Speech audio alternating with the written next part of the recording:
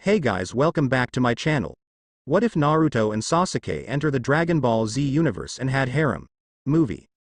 In another universe entirely, two combatants faced off on separate sides of a waterfall.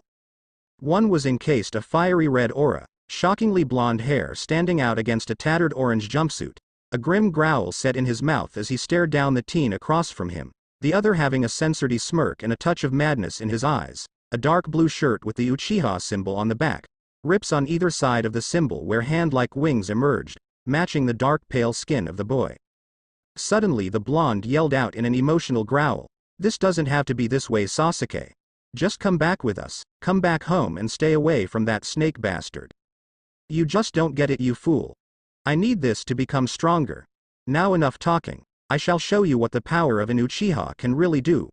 With that as a signal, both pushed off their perches, rushing each other in a stare down and a chorus of yells. The two met in the middle with a battle cry of their attacks. Rasengan. Chidori. A purple dome surrounded the combatants, shrinking and growing with the power, sparks of electricity and blades of wind tearing the canyon to pieces. As suddenly as it was formed, it vanished from sight as a silver-haired shinobi with a head protector covering his eyes landed with a dog next to him. It seemed as if both boys vanished from the area at once. "Tsunade-sama is not going to be happy to hear this," the copy nin said in a deflated voice as he started back towards the tower. Little did he know a seething Sannin was doing the same thing in anger as he headed towards his village before the blasted Konoha shinobi showed up. Just where did his perfect vessel go? Back in the DBZ universe, Gohan yelled out in pain as he tried his hardest to push back against the power that was Cell, his father mentally shouting encouragement. Suddenly the powers competing against each other fluxed and seemed to take a life of its own.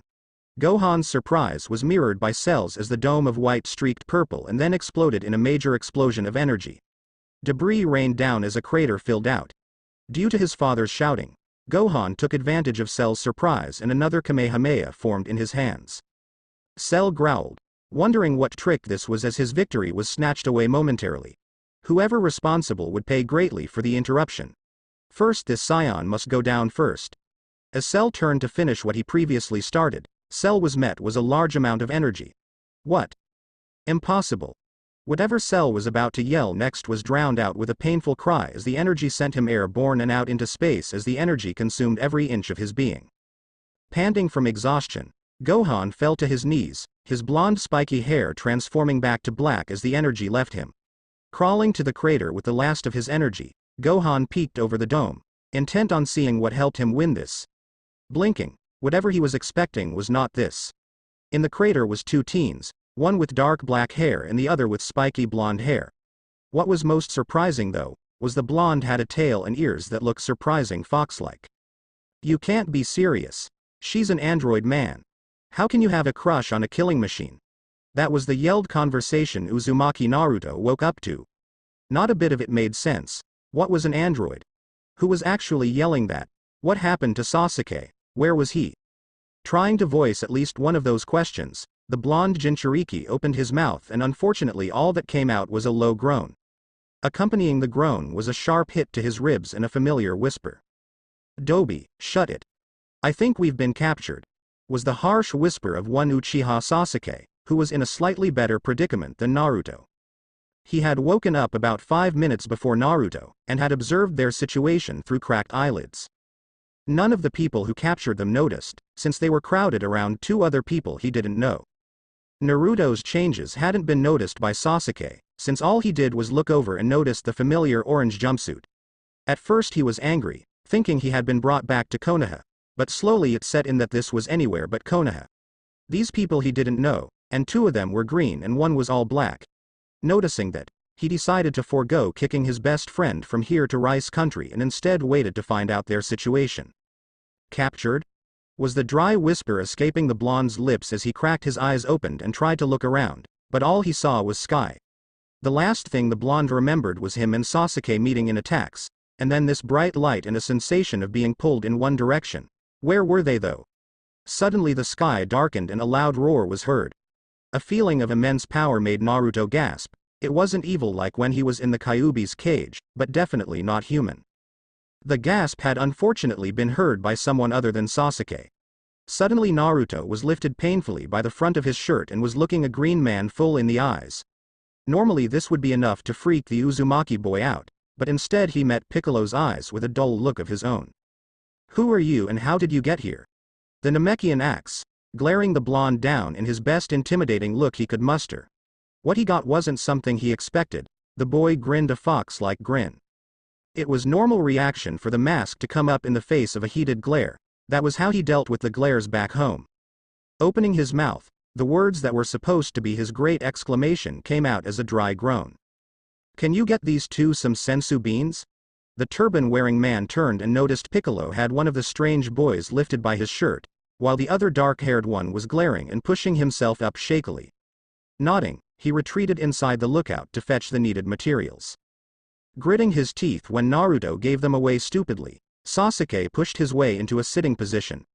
"Nice going, you idiot," he muttered quietly, in a slightly better condition than the blonde. His sitting position was corrected to being slammed onto his back when Piccolo's foot slammed his chest down. Spotting the turban-wearing lookout caretaker coming back with 2 green beans, Piccolo held out his spare hand and nodded his thanks when he got what he needed. Ignoring the weak protests of both of them, he popped the beans in their mouths and watched with a raised eyebrow to the surprised looks on both of their faces. Naruto blinked owlishly as he swallowed the bean. He really didn't expect it to do anything, but suddenly he felt his chakra explode back to where it was better than before the fight with Sasuke. His stomach was full too. What was that? It wasn't tasty, but it was like eating 30 bowls of ramen. The Hyperboy exclaimed, looking around actively now, seeing that the clouds were gone and the other people there were all staring at them. Piccolo dropped the loud kid with fox ears on the ground and glared again at him.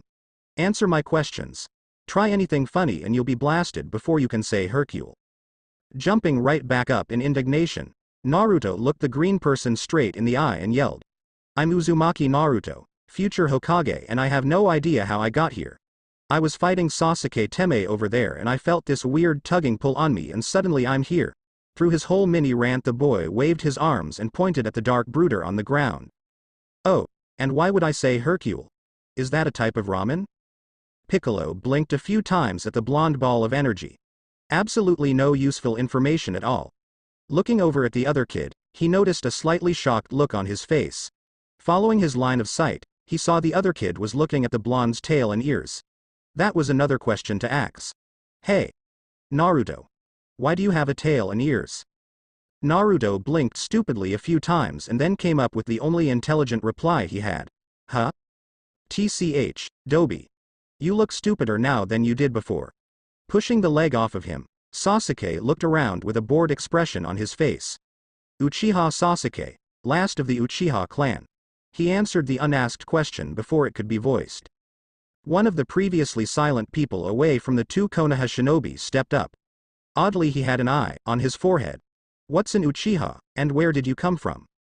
Sasuke glared coldly at the one who dared not know who the Uchiha were.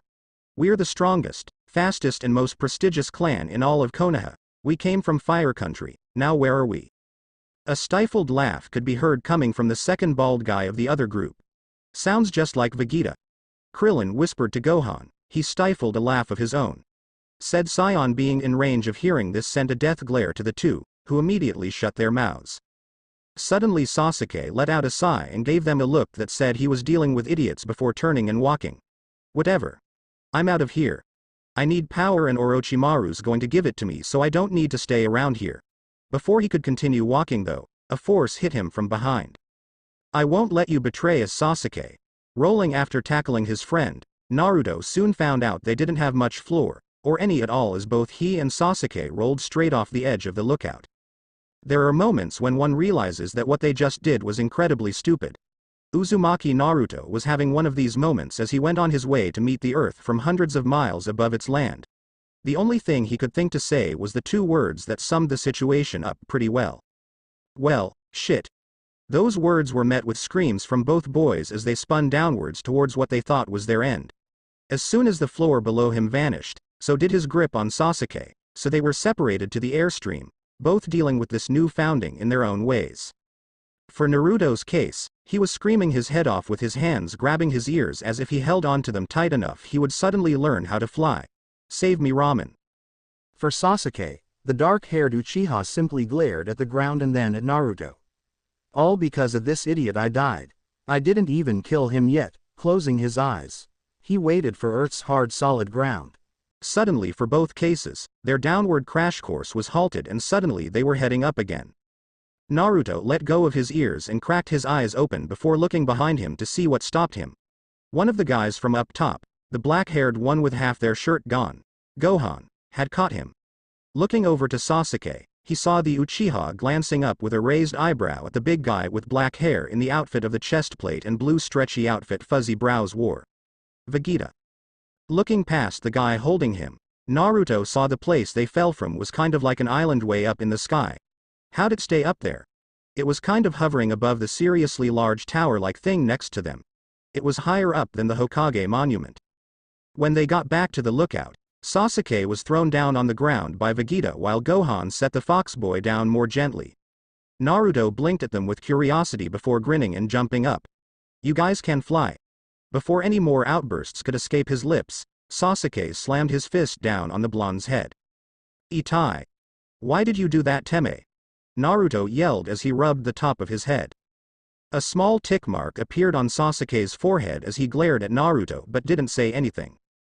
Glaring at Sasuke right back, he was about to yell something else when a finger tapped his shoulder.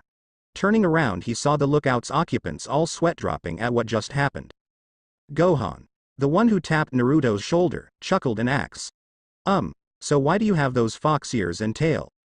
Blinking at Gohan, Naruto adopted his thinking pose, which involved him sitting cross-legged with his face scrunched up. I have a tail.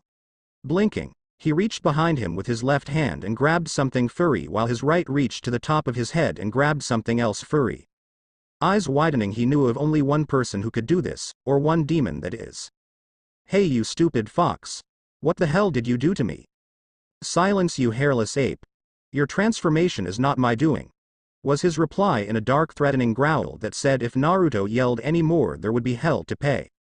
With his mental shouting down to normal thinking, Naruto blinked. If you didn't do this, then who did?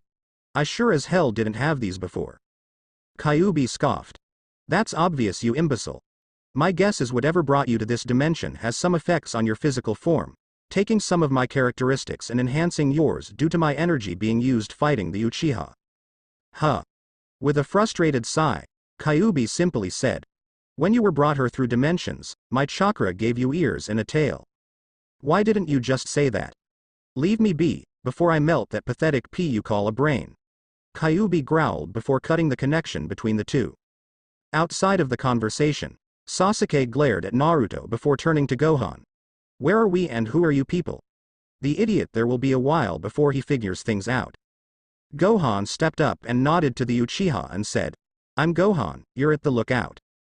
The tall green one just glanced in his direction before saying, Piccolo. I am Vegeta, Prince of all Saiyans, the one in the odd battle armor stated arrogantly. The bald one with the dots on his head blinked and said, Krillin. A guy with black messy hair and a dark orange suit nodded and introduced himself. Yamcha. The guy with the third eye and a white shirt crossed his arms and said, Tien. Finally the guy who was in a suit kind of like the Vegeta person, except had a hole in the chest sat up from his laying position and rubbed his head. I'm not sure what's going on still, but I guess we won. I'm Trunks. By the time everyone finished their introductions, Naruto finished his conversation with the fox and jumped up. Apparently when I was brought here, the thing did stuff to my body, or something like that. Rolling his eyes, Sasuke let out a breath, obviously. Piccolo shook his head and looked to the others. Any ideas on what we're going to do with them? Gohan blinked and said, I can maybe take them with me, though I'm not sure if we have enough room for both of them. Trunks stood and looked to his father. I think you and Bulma can spare a room, right? Vegeta scoffed and glared at the two-dimension jumpers. I'm not taking either of these brats. Sasuke glared right back. Don't look down on an Uchiha. I don't need help from you anyway, you look weak. Boy. Did you just call the Prince of Saiyans weak? I should destroy you where you stand, Vegeta yelled. You're not worth my time, Sasuke said with a bored look. Suddenly an idea hit Vegeta. A smirk settled on his face as he grabbed the back of the black-haired boy's shirt. I'll take this one with me.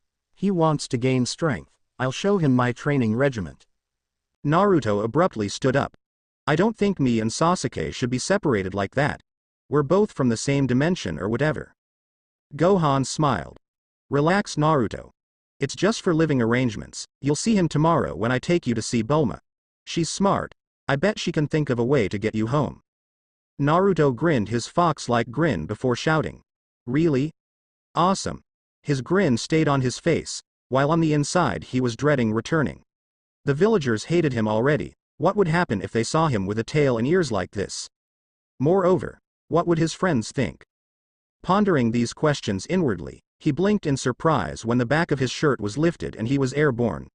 Gohan had him once more and was waving with his other hand. I'll see you guys tomorrow. Naruto grinned and waved.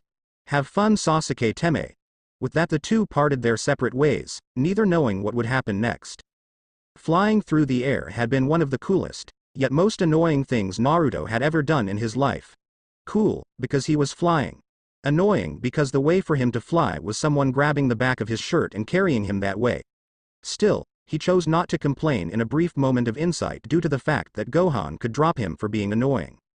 Looking around from the sky, Naruto watched as they went away from the big city-like places that looked a lot more shiny than Konoha and towards the mountains and woods. He also noticed that the bald guy named Krillin was coming with them. Still, being abnormally silent, Naruto was plagued with thoughts of what the villagers would think of him now. After trying so hard to prove he wasn't the demon they called him, and looking like this, there would be nothing Tsunade Ba-chan could do to save him from at least exile. Still, he could at least drag Sasuke Teme back to keep his promise to Sakura. Gohan looked down at the foxboy he was carrying before looking over to Krillin with a raised eyebrow as if in question to Naruto's sudden quiet mood. Whatever it was, he was sure it must be important to keep the blonde quiet. Something bothering you? He asks, unsure of the other boy still. Cerulean blue eyes blinked back up at Gohan and Naruto donned his foxy grin. Nah, I was just wondering what kind of ramen I want next when I can get it. Now it was Gohan's time to blink at the boy. Naruto, what's ramen? You don't know what ramen is? It's only the greatest food ever in all existence. The great broth, the terrific noodles. As Naruto started talking about his favorite food, imagining it in his head, he started to drool. Both Krillin and Gohan, seeing the guy start drooling over the noodles, busted up laughing as they neared their destination. Naruto was sure something. Suddenly Krillin spoke up in a thoughtful tone. Hey, Naruto. What's with that guy you were with, the arrogant one that reminded me of Vegeta? Naruto scrunched his face up into a thinking pose before realizing they were talking about Sasuke Teme. Oh. Sasuke Teme has always been like that, even in the academy with all those fangirls. Crossing his arms and nodding, Naruto added. I think he's gay actually since he always ignored them like that. Krillin snickered at that and then asked. Still, any idea why he's like that, or is it just because his clan is apparently so strong back from wherever you're from? Naruto frowned and sighed. Don't be too hard on the Teme, he's a stuck-up jerk, but he has a reason and he's still my friend. Back in Konoha, and about 7 years ago, Sasuke's brother Itachi killed all of his clan except Sasuke. Apparently for some kind of power and now all the Teme thinks about is killing Itachi and rebuilding his clan. Geez. The kid's more like Vegeta than I thought. The whole Saiyan's planet was destroyed by Frieza, who's dead now at least. Still Vegeta holds the Saiyan's race ideals, Krillin said scratching the back of his head. Naruto snickered. If Vegeta is like Sasuke, then they're probably staring each other down or having a, I'm better than you fight or something. Both Gohan and Krillin laughed at the thought of someone as tough and pompous as Vegeta, arguing with a kid like Sasuke about the Saiyan's warrior race. Back with Sasuke, who was just now landing in this huge city-like place with Trunks and Vegeta, the two were doing just that. Having a stare-off. Sasuke stood there with a mask of indifference and even boredom, while Vegeta had an arrogant smirk on his face, both not even blinking as they watched the other while Trunks sighed in exasperation. Suddenly a voice broke the confrontation as a lady with blue hair ran out of the large building they landed next to them and sighed in relief. Oh, you're both all right. I was worried when the television stopped showing the fight. Vegeta just shook his head and looked away while Trunks smiled slightly. Thanks, Bulma. Suddenly Sasuke felt eyes on him and turned to look right into the face of the blue-haired woman's not 2 inches from his. Oh, who's this? A new friend. Vegeta just scoffed. Some arrogant punk who disrupted the fight. Apparently we're supposed to give him a room and let him settle in until tomorrow when the other kid can get here so they can explain things. Piccolo said something about not wanting to rush things, so now we have to deal with him for a night. Sasuke glared at the Saiyan and then smirked. Weren't you going to show me how a Saiyan trains? I thought I was supposed to be impressed. When saying the word Saiyan, he spoke like it was a term used by academy students. Vegeta glared down at the Uchiha and then grabbed him by the back of his shirt, walking while ignoring the protests the boy gave. Trunks, fill her in. I'm taking the upstart to the gravity chamber and seeing if he can match up to my standard. Looking to his uninformed mother and rolling his eyes, Trunks said. I think we managed to find someone to meet his level of pride. I heard that boy, and after him you're training with me next. Vegeta called back from out of sight, making Trunks wince. Looking to Bulma, Trunks smiled and guided her inside. Let's get some tea, I'll tell you about the fights and what happened. Sasuke didn't struggle much as he was dragged, only glaring a hole in the back of the man's head. How dare he drag an Uchiha around like this? Suddenly his thoughts were disrupted as he was airborne from being thrown into some weird room with an odd pillar-like machine in the middle. Watching with veiled curiosity, the Uchiha followed Vegeta from his place on the ground as he strode to the machine and started pushing buttons. Now you little whelp, we'll see if you can handle what I do every day. Pushing in the buttons to make the gravity 5 times Earth's normal gravity, the Saiyan turned back to the Uchiha, adjusting himself to the weight since he knew what was coming. This weight gave even he, the Prince of Saiyans, a workout. It would crush this puny earthling into the floor.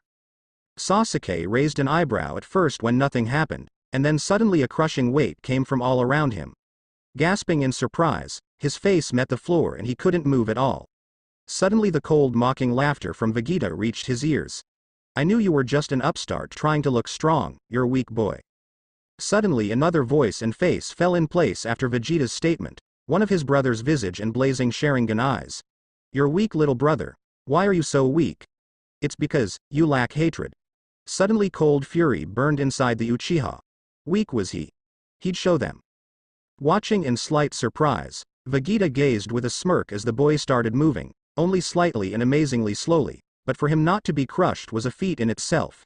Not that he would tell the punk that.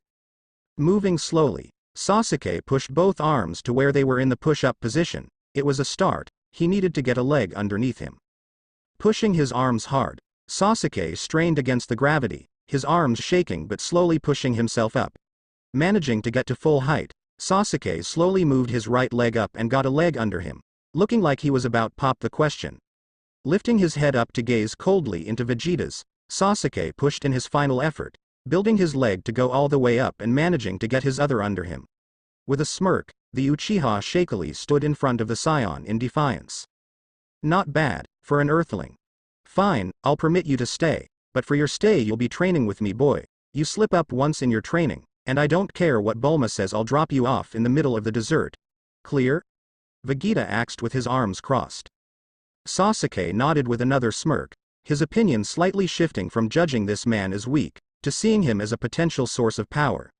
If this man could teach him to withstand gravity such as this, then there may be other things he could teach him, things that would allow him to destroy Itachi with ease. As Vegeta moved to shut the gravity off, the Uchiha wondered how the idiot was doing over there.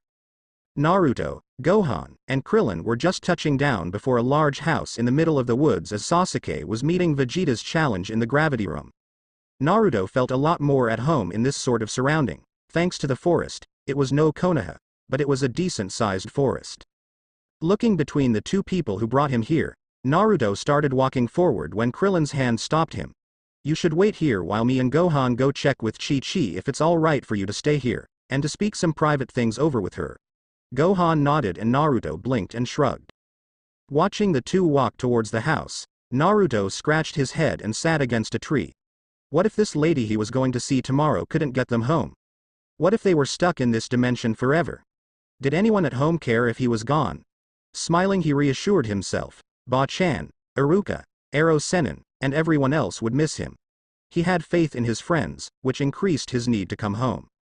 Shaking his head, he turned and watched as Gohan made it to the door when this lady with a bun in her hair and had obvious signs of crying all but tackled him to the ground. Cries of "my baby" could be heard from even this far away. Sweat dropping, he watched Gohan be dragged inside while Krillin hesitantly followed. Snickering, the blonde sat there for all of 2 seconds before getting bored. He could bother the fox, but he had done that already. Groaning in boredom, he looked around for something to amuse him when he got an idea. Who needed a mirror to see yourself when you had clones? Putting his hand in his favorite seal, he called out, "Kage Bushin no Jutsu." The air next to him distorted to reveal a carbon copy of the foxy blonde. Circling each other, the two took in each other and all the slight differences. The fur on the tail started out orange and slowly turned blonde towards the end with a black tip on the end, while the ears were just plain blonde with white tips. It was an odd combination but looked fitting. Suddenly his observations were cut short as a gasp was heard. Both blondes turned and saw Krillin and Gohan looking at them with surprised faces while a very large man just looked confused. Both Narutos laughed sheepishly and scratched the back of their heads, while the real Naruto said, I wanted to see how I look." Gohan. "I thought you said there was only one of them.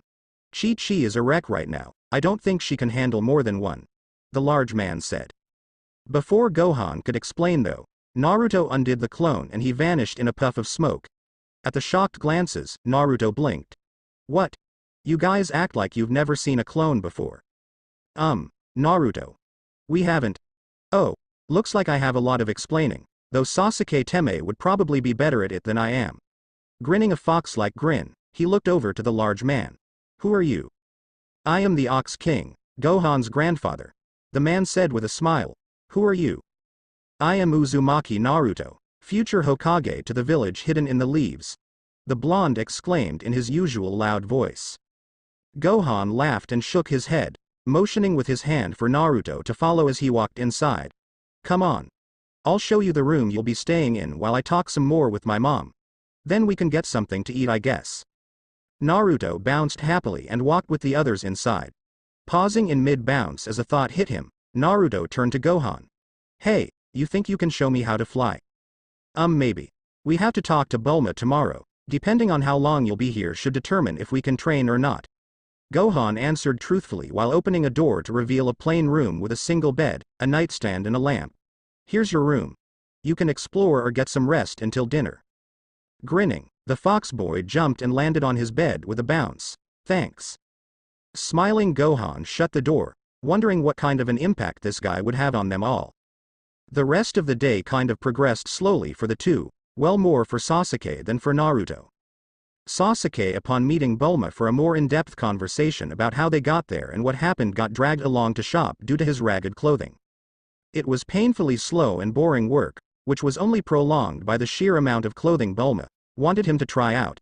It was also a pain that they had to go to one of the shops on the edge of the town, taking the back alleys. Why Sasuke didn't know, but Bulma had said it was so he apparently didn't freak out from all the technology in the city. What made matters worse was he had to shop for Naruto as well. Vaguely he had a guess on the size the other wore, but it wasn't exact. Still, if it got rid of the orange monster called a jumpsuit, then it would definitely be helpful. So, as the slow agonizing process of shopping went on, Sasuke found himself wishing more and more for something to kill. Finally it was over and they could return home, Sasuke carrying a mountain of boxes while Bulma hummed as she walked. Normally the Uchiha would refuse to do this, saying it was below him, but Vegeta had said if he made an ounce of trouble the Saiyan hadn't told him to cause, then he was out of training for good. So silently the Uchiha followed the Blue Capsule Corporation heir, mentally promising that if the Uzumaki boy complained once about the clothes he would beat him within an inch of his life. The day for Naruto went by pretty quickly for a day being bored out of his mind. As soon as they had gotten back, Chi-Chi had forbidden Gohan from even setting foot outside without her knowledge, and since all that time training for the Cell Games had taken time out of his studies, he was to bury himself and memorize every inch of the 7 textbooks he had. Since Gohan couldn't leave, that by standard made it to where Naruto couldn't leave either. So being stuck inside, Naruto ventured to explore the small house, watching as Chi-Chi did a whirlwind of chores with time-consuming efficiency. Before long Naruto got censored into helping her, and after an hour of scrubbing dishes, the fox boy opted to go the easy way and create a group of shadow clones to help with the chores. Things that normally would have taken the entire day for Chi-Chi to do, even with help, took an hour max. Needless to say, Chi-Chi was growing to like the boy more, and even went as far as to try and make ramen for dinner, which Naruto shoveled down with gusto. Soon the day ended for both of the reality jumpers, leading them to crash in their new beds. One of them had thoughts of the new training he may be getting, the other wondering if tomorrow would be the day they managed to travel home. Both slipping into a dreamless sleep in wonder of what the next day would actually bring them. Meanwhile, back in a universe that was missing 2 shinobi, only an hour had passed to the other universe's day. Though in that 1 hour chaos had erupted in a certain council chamber. Now there was an ongoing debate on what happened and what exactly they were going to do about the disappearance of one Uchiha Sasuke and Uzumaki Naruto, the last Uchiha in the Kyuubi's container. In the lead of the yelling and arguments, was Homura, the old council advisor and friend to Sarutobi before he died. Sitting there, Homura listened to the takes on what happened after they had heard Hitaki's report. They had immediately called a meeting without informing the Hokage, due to her healing the ones who went on the mission to save the Uchiha. Now Homura was taking control of the argument. Soon he would have enough backing to send Hunter Shinobi after the Kyuubi container, maybe even kill him. It's obvious the Kyuubi stole the Uchiha away, using the explosion of the attack as proof. I say we all vote to send Hunter Nins after the beast and save the Uchiha before the Kyuubi can. The rest of the old council members' rant was cut off as the large double oak doors were blasted off their hinges and none other than the Hokage walked in, her hair a mess and clothes ragged from evidence of work. Her eyes seemed to be alit with a righteous fury as she gazed at the council members. You dare to call a meeting without even notifying me, on a subject that involves military matters. Matter which fall under my jurisdiction and not that of the civilian council. Not only that, but from what I hear you're wanting to send hunters after the 2 on some imagined powers.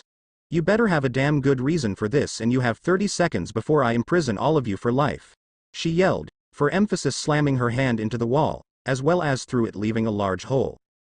The one who spoke up was the one-armed and decrepit Danzo, the old war horse who used to control the root division of the Anbu forces before the third took away that power. Standing calmly and looking completely unfazed by the Hokage's anger, Danzo bowed slightly and calmly stated. You were busy healing the ones that were wounded in retrieving the Uchiha boy. We did not wish to distract you while you were healing those in need, so we decided to take menial matters such as this one under our care so you wouldn't have to deal with it later. Well, I'm here right now, so it seems this menial task can now be done by me. The slug Sanin said in a wickedly sweet and innocent voice as she snapped her fingers. Immediately an Anbu shifted from the shadows, bowing to the Hokage. Bring me Hitaki Kakashi and track down Jiraiya. Tell them it's of the utmost importance and that if Kakashi is even a minute late I'll burn all of his precious books, and tell Jiraiya if he's late, I'll remove from his anatomy what's needed to enjoying his peeping. With another bow the Anbu vanished in a swirl of leaves. Turning back to the council, the Hokage adorned a deviously false innocent smile. Her tone was light and cheery, the words were anything but. If any of you dare to try something like this, I'll have you all imprisoned before you can even utter the name Kyuubi, is that clear? Without waiting for a response, the blonde busty Hokage turned and exited the room full of some very stunned and very old men and women. 10 minutes later 2 Sanin and a certain Junin were sitting in the Hokage's office. Tsunade behind her finely crafted oak desk, that had been made by the Shoden himself, sitting in her red leather chair with a glass of sake in her hand. Jiraiya was sitting in the windowsill through which he always made his entrance, while Kakashi was simply sitting in one of the chairs before the Hokage, reading his little orange book as usual. After about 3 minutes of Tsunade sitting there and waiting for Kakashi to put away the book, a small tick mark made its way onto her forehead while Kakashi gave a perverse giggle. Hitaki, if you don't put away that smut I'll personally burn all your books. A loud snap was made as the book was slid into the copy Nin's pouch, his eyes in upside-down U's as he smiled. My apologies Hokage-sama, I had gotten to the part where Kenji meets the Wind Princess. Suddenly Jiraiya piped up. Oh. When he saves her from the clutches of that raccoon demon and she wants to thank him personally. His tone putting emphasis on the personally part. When the Junin nodded happily, Tsunade growled and slammed the now empty cup of sake down. Enough. I will not have you sit in my office discussing your smut novels. I called you here for something important. Suddenly both the copy Nin's and the Toad Sanin's attentions snapped to the Hokage. Both of them knew of her intense hatred for perverts and decided in order to keep their precious body parts they should probably give her their undivided attention. Noticing they had both stopped, the slug princess nodded and turned to the Junin in the room. You were there to witness the last of the fight between Sasuke and Naruto. Go over again what exactly happened for me and Jiraiya so we can try and figure out where they possibly went and what happened. Nodding, Kakashi's visible eye turned serious as he said. I arrived on the scene with Pakun to witness Sasuke in what appeared to be the next level of the Cursed Seal and Naruto accessing Kyuubi's chakra. Both of them were charging their main attacks. Before I could intervene they launched themselves at each other, and when their attacks met there was this large orb of purple energy it seemed. I expected it to disperse, but instead it rather seemed to collapse into itself. When that happened both traces of the two seemingly vanished. Not a scent or anything else for me to go by. It was like they never existed. Both of the Sanin's brows furrowed in thought. After a moment a small look of curiosity appeared on Jiraiya's face. Shaking his head in thought, he figured those stories were just that, stories. There was no way that those two could have caused that to happen. Seeing Jiraiya's expression, Tsunade raised an eyebrow. You know something, spill. Jiraiya blinked and sighed, rubbing his forehead with his middle and index finger. From what Kakashi says, it sounds a lot like a few stories I've heard. Apparently there have been occasions that if two powerful attacks meet like that, a rip in the universe or time or something of that sort open and the combatant or combatants are censored into it. Though that seems amazingly unlikely. Tsunade blinked and looked contemplative before nodding slightly and saying, if it's a possibility we need to test it, don't we? Jiraiya looked startled. You can't possibly think that sort of thing can happen. It's merely stories made up by people for kicks. Tsunade turned and leveled Jiraiya in a hard gaze. If it's a possibility, then I will not leave it unchecked. Tomorrow I shall send out word to a few candidates and we shall try to open this rift and get out boys back. If it's not possible, then we look for another route. You two are dismissed. Jiraiya and Kakashi looked at each other for a brief moment, before the copy Nin gave a lazy wave and turned, exiting from the room while grabbing his orange book to read from once more. Jiraiya looked to Tsunade for another brief moment before shaking his head. I'm worried about him too, but I don't think this will work. I won't say anything against it though. I'll leave with this. The kid's tough, he's too stubborn and knuckle-headed to die on us. We'll find him, and he'll probably go on to rant about how he was doing just fine without us and something about becoming Hokage. With a smile, Jiraiya left to go about his usual daily routine, peeking in on the bathhouse and continuing his research. Tsunade sighed and looked out over Konoha, whispering, I sure hope so. Back with the two universe jumpers, Naruto and Gohan just touched down on the ground of CC Corp. The Fox boy having to be carried as Gohan flew through the skies. It was fun at first, but being carried like luggage was starting to grow annoying the Demon Fox container. As soon as they touched down, Naruto turned to Gohan with a slightly disgruntled look. Nay, Gohan. When can I learn how to fly like that? Being carried like a sack of potatoes is kind of annoying. Naruto whined openly. Gohan shook his head, slowly growing used to the boy's antics as he walked into the large building. After we find out from Bulma if we can send you guys home or not. Giving a groan, the blonde followed after the half-scion with slightly slumped shoulders. Now there was a possibility of him not flying, still he might be able to go home, which would be good. With that thought perking him up, Naruto followed Gohan into a room with a lot of shiny buttons on the metal contraption before him. Blinking he pressed one and a giant black screen suddenly lit up, scaring the blonde enough for him to promptly fall over with a shout. I know in the movie they had a huge movie theater, but for now I'm conveniently leaving that out for the sake of I want to. Gohan looked back and stifled a laugh at Naruto's predicament. The Jinchuriki had hit a button to turn on the computer monitor, apparently to which they didn't have in his world. Tapping him on the shoulder, Gohan moved him along towards the living quarters of the company. Following Gohan once again, they finally stopped in a room with two couches sitting before another screen like before, except it didn't have all the buttons. To the right of the door they entered was a hallway with 4 doors positioned 2 across from each other. On the left, a small kitchen with fridge, stove and everything else in it was there. Suddenly one of the doors in the hallway opened and Sasuke stepped out in his old tattered clothes with a towel drying his hair. The Uchiha blinked slightly at the sight of the 2 new visitors, but the surprise was short-lived as the normal apathetic look crossed his face once more. Walking by without saying anything, the raven-haired shinobi walked into the kitchen and opened the fridge.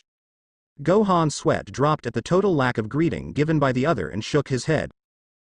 You know where Bulma is? Last door on your right, she won't tell me what she's doing. The Uchiha answered boredly as he re-emerged from the fridge with 2 juice boxes in hand. Without pause he threw one to Naruto and drank his own. Said blonde blinked at the sudden gesture and looked confused at Sasuke. The Uchiha sighed and shook his head. We're stuck in another universe. For some reason I don't feel the seal anymore, so I figured I might as well get through with this without you annoying the hell out of me as much. Naruto's mouth went into an O shape as he nodded and then drank his juice box merrily. Thanks Teme. Sasuke smirked and shook his head, sitting on the couch. You got new clothes. The insufferable woman dragged me to shop for the both of us yesterday. I heard that, you little brat. You should be thankful I'm so nice as to buy you new clothes. Bulma yelled as she walked out of the room she was in previously. Continuing down the hall she saw Gohan and his blonde counterpart. Blinking she said, You must be Naruto. I've already heard everything from the little brat over there. That sentence was met with a glare from said brat. Unfortunately I have no clue on how to send you back besides maybe another try with mega attacks hitting each other.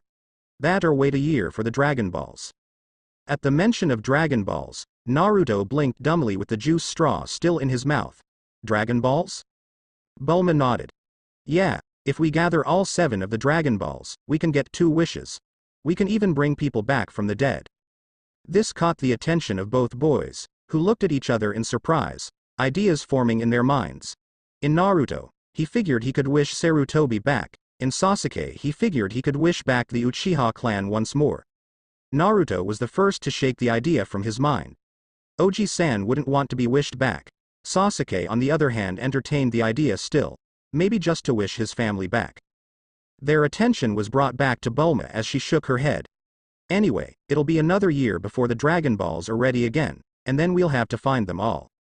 So why don't me and Sasuke try and do the attack thing again tomorrow? It might not work, but we can at least give it a shot. Naruto said while sipping the last of the juice from his box, enjoying the grape flavor. Looking over to Sasuke, Bulma raised an eyebrow. You want to try it, All Might Uchiha? Sasuke gave a shake of his head at her sarcastic tone. I guess so. We'll have to do it after my training with Vegeta though. Whoa, whoa, whoa. Hold it, you're training with Vegeta. The blonde exclaimed. Not fair. Sasuke smirked and shook his head. Get over it Dobi, you'll have to find someone else to train with. Gohan silently chuckled. We can train later Naruto. Awesome. Naruto yelled, doing a slight dance. Bulma laughed openly before remembering something. Rushing back to the room she was in before, she grabbed 2 outfits, running back and throwing one to each of the boys. Go and change, I made some slight improvements and I want to see how these look on you guys. Sasuke rolled his eyes and went back into the room he first came out of, while Naruto was all but pushed into another room. Both would re-emerge minutes later with their new outfits on. Looking at himself in the mirror, a familiar blonde foxboy took in his new look with a smile. The ramen-loving shinobi wasn't exactly sure how they got his measurements, but they got some good clothes. The lack of more orange kind of put him off, but at least it had some in it. Turning to the door and turning the knob, Naruto walked out and blinked at the gazes he was getting from the 2 in the living room. Finally, after a full minute off no one talking, Naruto finally exclaimed, What? The shout seemed to stop Bulma's staring as she started to walk around the blonde, nodding to herself with a smile. Am I good or what? All I had was a description and I still found the perfect clothes, there's even a space for your tail. Gohan nodded. You did a good job Bulma. Indeed she had. Naruto's clothes resembled close to nothing of the old tattered orange jumpsuit he had from before. Gone was the orange jacket, replaced with a white light jacket, a dark red spiral on the back of Bulma's own edition with orange stripes running up from the wrist and ending at the neck. On the left part of the jacket, a Konoha symbol was sewn on. Under the white jacket was a black shirt with no design. In replace of the orange jumpsuit, pants were matching white ones with the same 2 orange stripes going down from the thigh to the ankle. All leading to the white sneakers, which were still untied due to the blonde only having dealt with his sandals before. In the entire new outfit was a much-needed improvement for the fox shinobi. A sudden click from behind them made all occupants in the room turn towards the hallway where Sasuke walked out with a smirk on his face. The Uchiha turned to Naruto with a raised eyebrow. At least you don't look as stupid as you are, it's an improvement. Naruto glared in reply. Shut it Teme. Naruto fell into mumblings, knowing Sasuke won this round. Sasuke smirked and slipped his hands into his pockets. The old clothes Sasuke wore before were gone and now replaced with a dark block short-sleeved shirt, the Uchiha symbol sewn on the back and a white Konoha symbol sewn straight in the middle of the front. On his right sleeve a chain was attached, winding its way around his arm to a bracelet on his wrist. His baggy cargo shorts were now black baggy pants with tennis shoes the same as Naruto's except black, untied as well. Bulma did the same thing she did with Naruto and nodded. I must admit, I'm a genius with fashion. Though you both might want to tie your shoes. Wait. Better idea, let me see them. Both of the two shinobi looked at each other, shrugged, and then gave Bulma the shoes as she went to work tying them and knotting the ends so they never untied. They were handed back and slipped onto their feet once more. So, how do you like them? Bulma asked with enthusiasm. Naruto looked down at himself once more and then back up to Bulma, smiling a foxy grin. I like them, though I would have liked more orange. Dobi, your orange jumpsuit is like having a gaint sign that says, "Here I am, kill me." Though the white's not better, it'll blend in more on snowy terrain. Sasuke said with a smirk, shaking his head. Naruto simply sent him a glare and sat down on the couch with a huff. So what do we do now? Gohan decided to step up and speak for the first time since the entrance of the new outfits. I think we should go out to the park you have, Bulma, and see if we can get some results from another attack combo. Bulma nodded slightly and looked between the dimension jumpers. What do you two say to that? Sure. I always love the chance to blow the Teme off his feet. In your dreams, Dobi. Sasuke replied with a confident smirk as they both headed for the door. Narutoverse meanwhile back in Konoha shinobi from Genin up were gathering in the training grounds, including the Rookie 9, all wondering why they had been called there. Over half of them were happy that the Kyuubi was finally gone, though they never go to start the party officially because of the Hokage silencing them. Instead they showed their joy with wide grins almost all the time.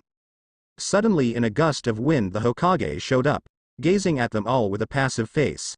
I know you all must be wondering why I called you here. Well, the reason is there has been new information on the whereabouts of Uchiha Sasuke and Uzumaki Naruto. It's possible the two created a dimensional rip. At that there were murmurings of how ludicrous that notion was. Silence. I know it seems unlikely, but if it's possible we will try. Any willing to help, stay. The rest of you are dismissed.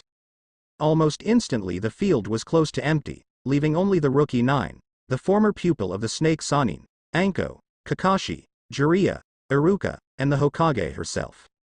Sighing, Tsunade shook her head and addressed the small group before her.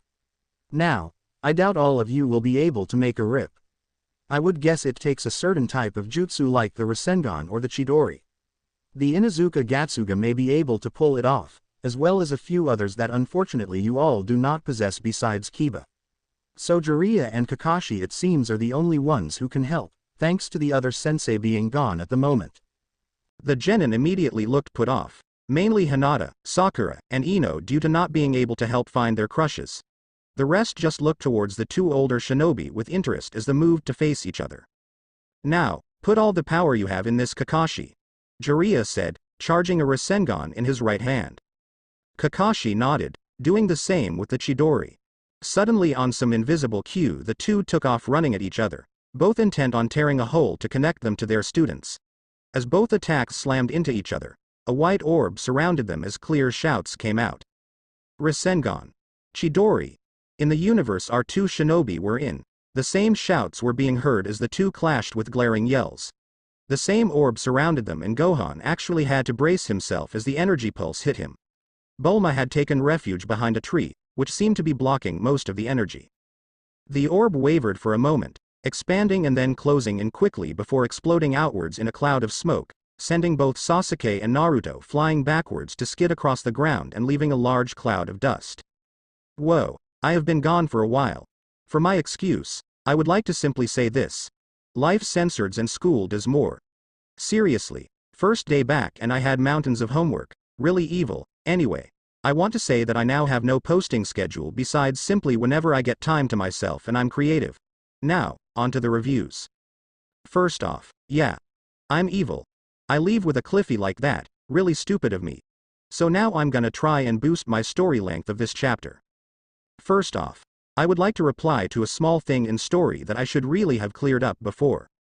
As it was pointed out to me, I misspelled Uchiha all the time. Really should look into a beta. Anyway, that was mentioned in the difference in power levels. In the DBZ universe, Naruto and Sasuke are really pretty much civilians. The Z fighters could flick a finger and disintegrate them. I'm doing it this way though. The key the Z fighters use and the chakra that the Narutopians, original word I claim to myself, are going to be completely different sources. Really the only thing Naruto and Sasuke have working for them is their taijutsu skills, and that's iffy. No worries though, the two will get stronger. Also want to point out, officially the first pairing will be Naru x 18. The Sasuke pairing is still mixed, since some people doubt the vital issue. Either way, I'll keep his poll open for the moment. Also going to do this for every chapter now, dedicate it with a song. This time's song, Sugar Colt's Memory. And now that I have all that taken care of, off to the story. The Naruto verse. The clearing filled by a small group of shinobi was immediately covered in dust, resulting in a lot of coughing and wondering what exactly had happened. A few minutes passed and finally the dust cleared, revealing a rather large crater, a few uprooted trees and one disoriented Sannin and Junin. Immediately the busty Hokage was at the crater's edge, looking around to see if there was anyone else. Scanning a few times, Tsunade let out a sigh as she discovered that everyone's favorite blonde was nowhere to be found. Neither was the traitorous Uchiha. The fifth jumped slightly when she felt a hand grab her shoulder. Looking, she saw a slightly out of breath Jiraiya gazing into the hole. Quietly he said, "We'll find him Tsunadeheim, promise." The fifth nodded quietly, holding back some tears with a deep breath. She was about to thank the frog Sannin when suddenly she felt a hand squeezing a place it shouldn't be. Immediately the sky seemed to darken and Jiraiya was backing up quickly, waving his hands in defense. Now Heim. Whatever else he was going to say was cut off as he went sailing through the skies over Konoha. Muttering about stupid perverted old men, Tsunade was about to turn and address the group who were now wearing downcast, amused, or just plain no emotional expressions whatsoever. She heard a slight yell behind her. Turning, she saw the scarecrow Junin in the crater holding something up. "Hokage-sama, I found a Hitai-ite that looks similar to a certain knucklehead's." Catching the thrown object, Tsunade immediately threw it to the only Inuzuka present. "Oi, tell me if you recognize the scent." Kiba looked confused for a moment before shrugging and deciding to do as he was told. Handing it up to Akamaru, who was recently healed and bandaged, he waited for his partner to sniff it out. After an affirmative yip, the Inuzuka boy grinned freely and nodded to the Hokage. "That's got Naruto's scent all over it." Quickly he tossed it back, to which a smiling Hokage caught and nodded. "Well, now we have proof. It would seem 2 Konoha shinobi have been stuck in some sort of rip in theory. The only problem is how to get them out." The Hokage's smile turned a bit smaller. She wasn't sure if they could get him home, but at least she knew the smaller blonde she'd come to look at like a son was still alive. "When we have more news on this event, I shall notify those of you here as I see fit. Until then, dismissed." Without waiting to see if the other shinobi around would leave, the Hokage vanished in a swirl of leaves, back to her office to keep a hold of the headband for the knucklehead until he got back and to grab a quick glass of sake while Shizune was out. Dragon Ball Z universe. While all that was happening in the Naruto verse, 2 certain dimension jumping shinobi stared at each other over a large crater in frustration. That didn't pack as much punch as it did last time. "Did you not put enough power in it, Tem?" the blonde asked with a glare. Sasuke sneered and turned aside. "I don't have my cursed seal working right now and you weren't using the Kyuubi, baka." Blinking, the blonde shinobi stood in place for a moment and looked at the ground in his thinking pose before finally getting it. "Oh, so it won't work unless we have those 2 things going. Well, we're stuck then, aren't we?" "Yeah, we're stuck until we gain more power or we find those Dragon Balls," Sasuke replied with a sigh. Snapping his fingers with a grin, the blonde jumped in a circle and smiled, blinking and falling back in surprise with a yelp as he came face to face with a bored-looking Vegeta. The Scion Prince looked between the two and scoffed. "Pitiful, you 2 call that power? If that's all your universe has to offer, it must be weak." Immediately Naruto was in Vegeta's face. "Hey, we are not weak. I'll show you. I'm going to be the #1 shinobi in our village. I'm gonna make Hokage, you just wait." His rant was going to follow through vividly into a tirade and a challenge to the Scion himself if not for Sasuke reaching forward and placing a hand on his friend's shoulder and shaking his head. For some reason Naruto clammed up immediately. Vegeta Simple looked down boredly. Really? Your puny earthlings don't show much of anything in power, New idea. If you want me to continue training you Sasuke, I need to see you're worth the time. You want to prove you're not weak, then show me. You two brats fight, you get to choose one of your little jutsu that I've been told about. That includes those eyes of yours, boy. Naruto grinned as he jumped back. Sorry Sasuke Teme, but it looks like you're gonna have to get dragged around so I can show my strength. Sasuke scoffed and stood a bit away from Naruto. Dobi, you couldn't fight your way out of a bag unless there was a promise of ramen on the other end. Hey! Leave my ramen out of this, you emo bastard! Naruto yelled, his arms flailing through the air in random jolts for emphasis that his ramen was not to be dragged into taunts. Before the Uchiha survivor could retort, Vegeta twitched. Enough, you imbeciles. Choose and fight before I annihilate you both where you stand. To prove his point, he leveled a hand at each of them, glowing balls of golden energy materializing in each hand, ready to be deployed at the slightest push from the Scion Prince. Both shinobi blinked, their eyes going to saucer size as they turned towards the Scion Prince. Naruto immediately gulped and nodded rapidly as dots of nervous sweat dotted his face. Right. Turning, he did the first natural thing that came to mind. He slipped his hands into a familiar cross-shaped seal and yelled. Kage Bushin no Jutsu. Immediately Naruto was flanked by 10 Narutos, all smirking and cracking their fists, shouting in stereo. Time to get whooped Teme. With that, the mob of blondes rushed in with a battle yell. Sasuke blinked in slight surprise before his eyes bled from black to red with 3 tomo in each eye. Sharingan. A small smirk spread across the Uchiha's face as he settled into a loose fighting stance, watching the Narutos come at him and anticipating the movements.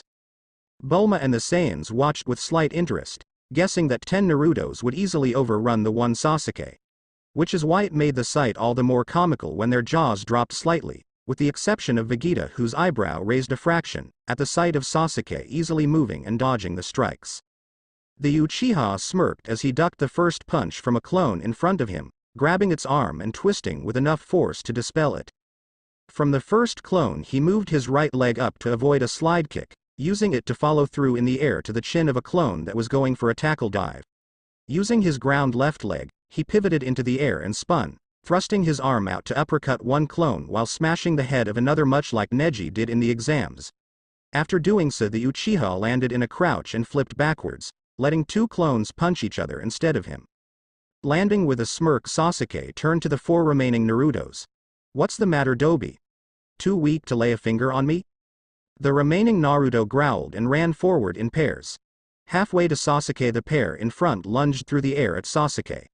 Sasuke rolled his eyes and jumped, his expression turning from one of bored censoredness to one of slight confusement at the smirk he saw play on both of the clones. Suddenly the confusion was explained as the pair in the back, one he was sure to have Naruto in it, jumped off the backs of the diving clones and into the air, both censoring their fists backwards. Sasuke had enough time to put his arms up in defense before the clones punched his momentum from up to down. His surprise, however, increases when he saw another Naruto at the edge of his vision. The 4 he had just faced grinned foxily at him before disappearing in puffs of smoke. Cursing himself, Sasuke got a foot on the ground before Naruto launched his fist into the Uchiha's face. Not going to be outdone so easily, Sasuke grabbed the edge of Naruto's new black shirt that was seen through the now grass-stained and dirty from the previous collision of attacks and now this spar. Keeping the hold firm, he flew back some and used the momentum as he slammed into a nearby wall with his back to slam Naruto's face into the wall next to him. Both boys dropped and were dazed slightly before jumping up and away, rubbing the sore objects. Just as they were about to go at it once more, Vegeta held up a hand. Enough. I've seen what I need to. You both are amazingly weak. At that statement, both preteens' faces turned to looks of anger and disappointment.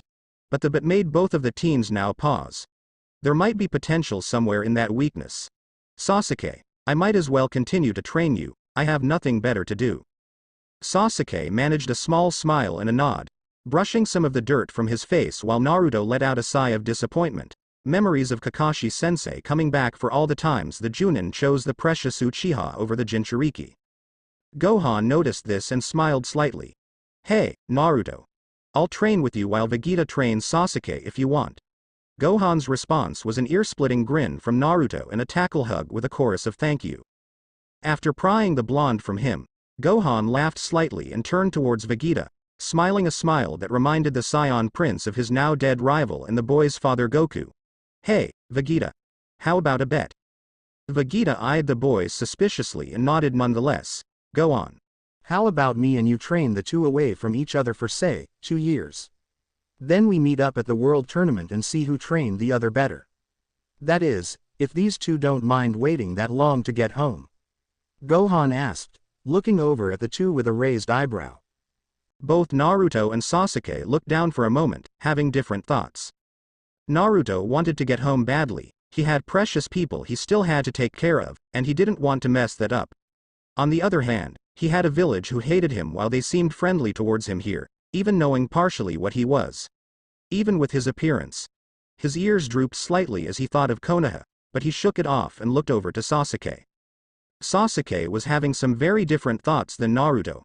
Here they had power and were willing to teach him. Here he could gain enough power to defeat Itachi and avenge his clan. Until then, he had no place in Konoha. Looking over at Naruto, he nodded in unison and Hei both turned towards the two. We have to wait a year anyway. What's the difference of another one? Sasuke asked boredly. Yeah.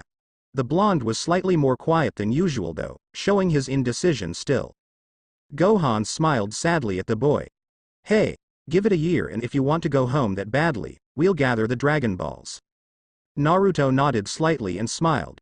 So, when are you gonna teach me to fly? Yep. The blonde knucklehead was back in action. Gohan simply let out a laugh and grabbed Naruto. Later, first let's get you home. Naruto nodded as he was lifted into the air. Thanks for the clothes Bulma, I'll make sure to stop by again soon. Bulma just smiled slightly and shook her head, moving inside with Vegeta and Sasuke as she brushed hair out of her face. These next few years would definitely be interesting with the two of them around. Birds were chirping happily and animals grazed peacefully across the mountain forests. Suddenly the peace was disrupted, sending birds skyward and animals fleeing as a startled scream rang out uttering one sentence. Oh shit. I'm late. With that, the figure who screamed that darted out of his place in a clearing near all the animals, sprinting all of 2 steps before blasting into the air. Zooming in between the trees and zigzagging under and over branches, the white blur prayed they wouldn't notice he had snuck out before they had to go. Arriving at the small building he called home now, the boy quietly tiptoed towards the window when the scream of his name alerted him Chi-Chi had figured it out. The blonde winced as his clone was rather painfully dropped from the plane of existence. Then she was at the window. Naruto, get in here this instant. All I asked was a little studying being done before you boys go off to that tournament. Isn't it bad enough you're missing school for this? Gohan won't be able to take his classes. The blonde sighed and drooped his head. Sorry Chi-Chi. Naruto climbed in through the window as she continued to glare down at him. Always sorry. Sighing and shaking her head. You're cleaning all the dishes after dinner. Yes mom. Naruto mumbled. His look had changed only slightly over the years, his white jacket going trench coat, his height shot up, making him almost as tall as Gohan was now, and a good 6 feet to Naruto's 5 feet 11. His hair had grown, spikier and shoulder length. Other than that he was the same old knucklehead in looks. As she evacuated the room the blonde grinned and looked at the clock. Gohan would be home soon from school. Gohan went to the school in the city, and so did Sasuke. At first Naruto was angry, he wanted to go too, but because of his additions he wasn't allowed to. He wasn't as angry now, but he still didn't think it was fair. His thoughts focused back on the main thing at hand from his school ward focuses. The tournament tomorrow. Finally a chance to see how strong he had gotten. He even had a surprise, but Gohan said he wasn't allowed to use it in the tournament because they weren't sure how it worked, but it worked like Gohan's Super Saiyan thing. At least they figured it did. One thing was for sure about it, it had something to do with Kyuubi messing with not only his chakra, but somehow his ki. Until they figured out if the demon fox could get out through it, they weren't going to use it. Thinking about it, Naruto rested on the bed until Gohan got home so they could have dinner and then sleep so they could go to the tournament tomorrow. X in Capsule Corp. A certain raven-haired Uchiha was having similar thoughts concerning tomorrow, though it was more of an anticipation feeling than a feeling of large excitement like Naruto was having. Uchiha did not show excitement. The last Uchiha was currently laying in a tree branch like old times in Konoha, which he had to admit he missed. He missed the days of Team 7. Still, he needed power, which he now had. He had all the power he needed, and some of it was due to help of Orochimaru. His seal had mutated, and now no longer influenced him, but when unlocking his ki it had mutated it. It made him angrier, more sadistic, but it didn't make him as evil as it did with Orochimaru. It didn't warp him to be the snake Sannin. Still, Vegeta said he wasn't to use it. He was already going to destroy Naruto, so it didn't do to show all his power. Sasuke understood it, but didn't like having to hold back. Still, at least his sensei allowed him to use his katana. A small smile crossed the Uchiha's visage as he placed a palm on the hilt of his sword. Trunks had taught him the basics before he left, but Sasuke had created the style he used. If the Dobi actually pushed him to use this, he would be in for a certain surprise. It took him forever to come up with the style. It was a lot of trial and error with quite a few restless nights training, but he had done it. Training his eyes to the setting sun, the Uchiha let out a soft sigh and dropped down from his position, heading inside. He had the vague feeling that tomorrow he was going to need to be well rested for the tournament, not to mention it started at 6 in the morning. The starting time was of little matter though. Sasuke's training with the Prince of All Saiyans caused him to be up 2 hours earlier than that on a light training day. Naruto universe deep underground screams were heard coming from a dark hidden base in the middle of Rice Country. A sultry laugh followed every scream as a certain Sannin stood in front of a glass window, watching one of his experiments go on. A purple glow illuminated the snake Sannin's visage, giving him a positively evil look. As another chorus of screams erupted, the Sannin looked down at a computer and chuckled once more in delight. Looking from the computer, he looked back out to the 20 tubes filled with men and women in complete agony, tubes and wires connecting them to an archway at the end of the hall of fiendish torture tubes, each tube censoring the life energy and chakra from its victim. Moving across the console, Orochimaru pressed a button and a door hissed open, revealing a young white-haired male in a kneeling position. "You called Orochimaru-sama?" The man asks, pushing his glasses up the bridge of his nose. "It's time to retrieve our dear Sasuke-kun. It seems the tip from old comrades proved useful in the experiment after all. Of course we'll have to grab the Kyuubi brat alongside him." The snake Sannin hissed out as he turned towards the glass with a smile. "Of course Orochimaru-sama, I shall begin the preparations right away." Kabuto murmured with a small smile of satisfaction that his master's plans were turning out so well. As the medical genius was turning to leave and prepare, a loud squealing noise, the likes of which seemed to peal at the very mind of everyone within hearing distance, erupted on the other side of the glass. Turning, Kabuto and Orochimaru both witnessed as the archway started shooting sparks and shaking frantically before releasing a shockwave that sent both of the sound shinobi to the ground. Orochimaru stood and hissed in surprise.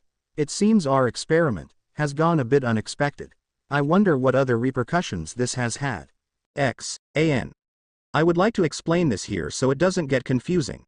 The time frame in the Naruto and Dragon Ball Z universe is different. 2 years in the DBZ verse is 3 in the Naruto verse. So the tournament will be happening while Orochi Tomi's experiment goes haywire.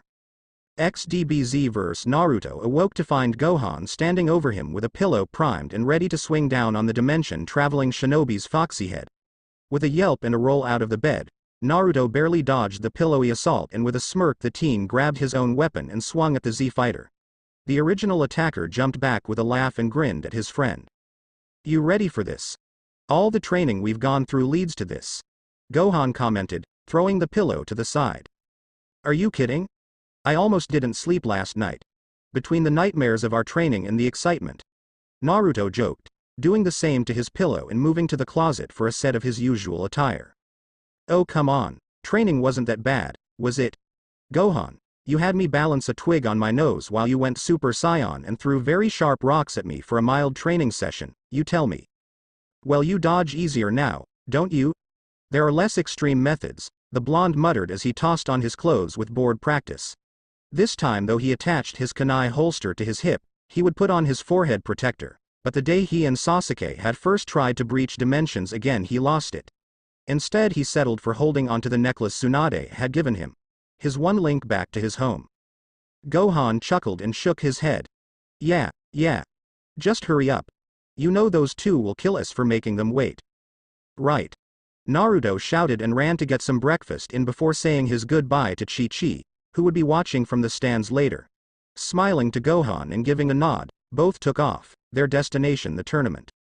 A large crowd lined the outside of concession stands and sat in the seats around the arena of the World Martial Arts Tournament. This year's turnout was promised to be great, and apparently Hercule was even going to fight the winner of the tournament.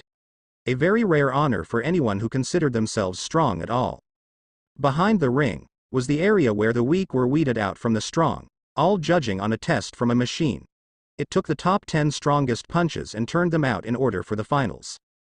Sitting to one side of the participants was a certain Scion Prince and Uchiha survivor, silently waiting for their competition and friends. Though the word friends would only be uttered from their mouths under threat of death. Sasuke sat in his usual attire as of now. A short-sleeved black shirt with the Uchiha symbol sewn on the back and the Konoha symbol on the front of the middle. The improvements to his current outfit now though, were instead of a chain only on his right arm, it was on both arms, attached to silver bracelets on each hand. On his waist sat his trusty katana, a simple black hilt attached to a regular blade, nothing special but deadly nonetheless in the hand of the Uchiha survivor. Vegeta leaned next to him in a black tank top and matching black baggy pants, his Scion battle armor boots finishing it off.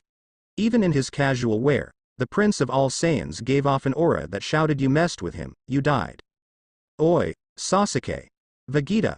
Came a familiar shout and both raven-haired warriors looked up at the familiar shout, watching as two familiar teens walked up. Sasuke moved off the wall and looked at Naruto with a raised eyebrow. Both of the shinobi stared at each other for a full minute, making the air tenser with every second when finally smiled and held out a hand and shook. Look stronger Dobi, I hope you can back it up. Don't worry about me Teme. I would worry if you can catch me with those eyes of yours. Sasuke smirked and shook his head and nodded towards the line. Me and Vegeta-sensei already got in, you two better hurry up. Naruto looked at him incredulously, he's got you adding sensei to his name? Vegeta walked up and looked at the blonde with a slight growl. I demand proper respect, whelp. Get used to it or I'll destroy you before you even enter that ring. Hey, hey! Naruto shouted, taking steps back toward the machine. I was just commenting. Come on Gohan. Let's register. With that Naruto turned on his heel, grabbing the young half-Saiyan's hand and ran towards the machine, dragging a laughing Gohan behind him. The line didn't take long and Gohan blinked as people walked away proud about numbers like 1000. Turning he looked at Gohan and whispered. If they're proud, should I hold back? It would be nice Naruto. We don't want to break their machine after all. The Scion replied with a shake of his head. Naruto nodded and stepped up to the machine, which looked like a fridge with a pad in the middle and a screen above it. Blinking curiously Naruto nodded and gave a soft jab to the machine. The machine shook and Naruto grinned. Hey Gohan. Look, 10,000. That's good for holding back, right? People all turned and stared at the kid incredulously. One of the people taking down scores walked up and bowed. I'm sorry, there must be a glitch. If you can do that once more, we'll get your actual score. Blinking. Naruto gave a shrug and tapped the machine again, getting an easy 15,000 this time. Looks like it's working fine to me. Naruto said blinking at the device. Suddenly a voice behind him that was definitely feminine scoffed. Kid, do you even know what holding back means? I mean, honestly. For someone I actually acknowledge, you sure are an idiot. Naruto turned around, about to yell at the person when he saw who it was. Standing and looking exactly like she had last time he saw her, except this time her clothes didn't have the cuts in them, was the used-to-be android 18. A grin automatically lit up his face at the familiar sight. 18. Long times no see. You said you would keep in touch, Naruto exclaimed. The last part with a pout. 18 sighed and raised an eyebrow. I'm talking to you now, am I not? I think that qualifies as keeping in touch. She moved and ruffled his hair. Good to see you Naruto. You better face me sometime in this thing. I wouldn't want to get bored without a challenge. I'm not the only strong person competing. Have you met Gohan? Naruto asks, dragging the distracted Scion over. When Gohan caught sight of 18 he opened his mouth with slightly wide eyes and looked from Naruto to the old android. 18 only raised an eyebrow, both saying the same thing. You know him, her? Naruto blinked. You guys have met before? 18 nodded. You can say that. Naruto shrugged.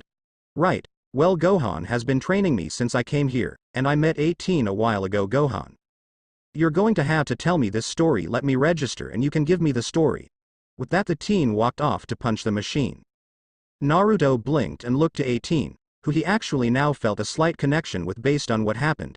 You've been taking care of yourself. I told you last time, don't worry about me. I'm perfectly capable of taking care of myself.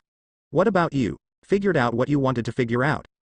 Not fully yet. I still need to talk to Sasuke on whether or not he wants to go home. I have precious people there after all, but I have precious people here as well, Naruto said, his fox ears drooping slightly as he dwelt on his problem. Before he could think on it too much, Gohan popped up and said, "We're in the tournament, as are Vegeta, Sasuke, 18 and apparently her brother." Gohan said with a raised eyebrow, knowing both of them were here.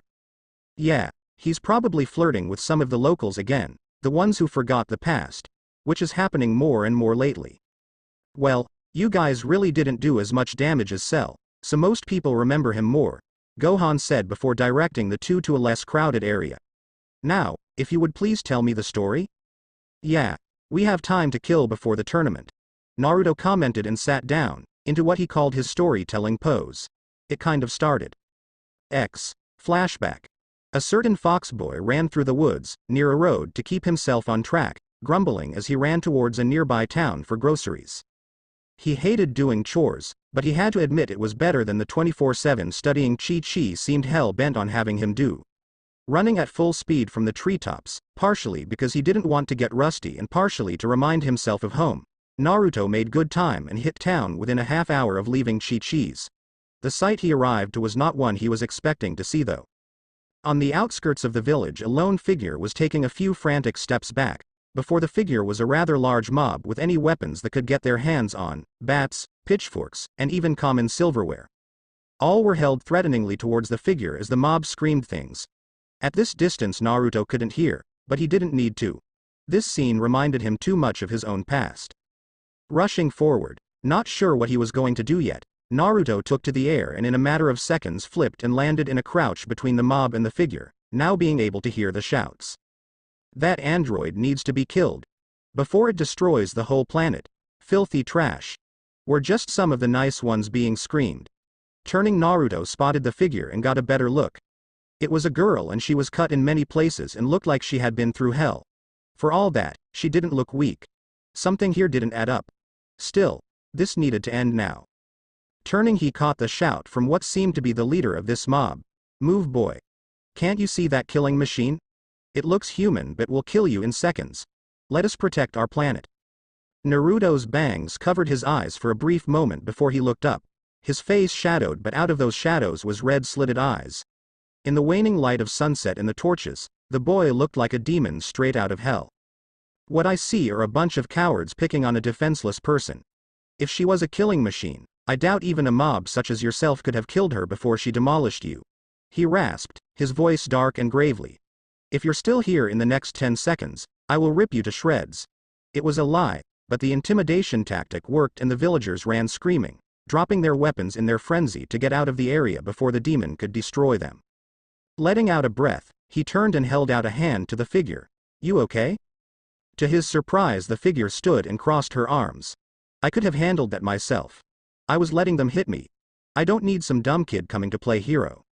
Naruto blinked and then growled. "Hey, listen lady, I came because you looked like you were having trouble. I wasn't trying to play hero. Plus they have no right to do that. I already have had it done to me. If I can stop and help someone I will." The blonde woman blinked. "Happened to you? I get you have fox ears, but most people are more animalistic here. Why would they chase you?" Naruto looked down and sighed. "I'm not from this dimension, I come from somewhere else. Back there. I have a home village that I love and will do anything to protect, but because of something out of my control, most of the villagers hate me.